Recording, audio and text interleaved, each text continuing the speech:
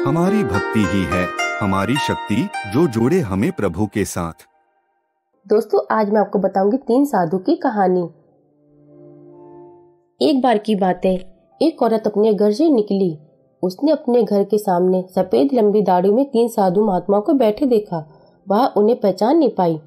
उसने कहा, मैं आप लोगों को नहीं पहचानती, बताइए क्या काम है। हमें भोजन करना है, साधु ने बोला। ठीक है, कृपया मेरे घर में पधारिए और भोजन ग्रहण कीजिए। क्या तुम्हारा पति घर में है? एक साधु ने प्रश्न किया। नहीं, वे कुछ देर के लिए बाहर गए हैं, औरत ने उत्तर दिया।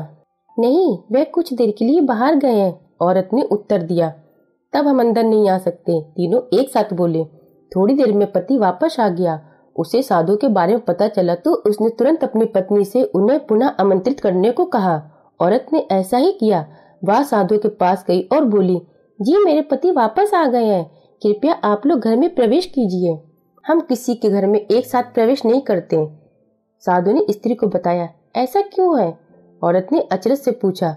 जवाब के मध्य में खड़े साधु ने बोला, पुत्री, मेरी दाईं तरफ खड़े साधु का नाम धन और बाईं तरफ खड़े साधु का नाम सफलता है और मेरा नाम प्रेम है। अब जाओ और अपने पति से विचार विमर्श करके बताओ कि तुम हम तीनों में से किसे बुलाना चाहती हो। औरत अंदर गई और अपने पति से सारी बात बता दी। पति बेहद खुश हो गया, उसे आनंद आ गया। चलो जल्दी से धन को बुला लेते हैं, उसके आने से हमारा घर धन दौलत से भर जाएगा और फिर कभी पैसों की कमी नहीं होगी। औरत बोली, क्यों ना हम सफलता को बुला लें, उसके आने से हम जो करेंगे वही सही होगा और हम देखते देखते धन दौलत के मालिक भी बन जाएंगे।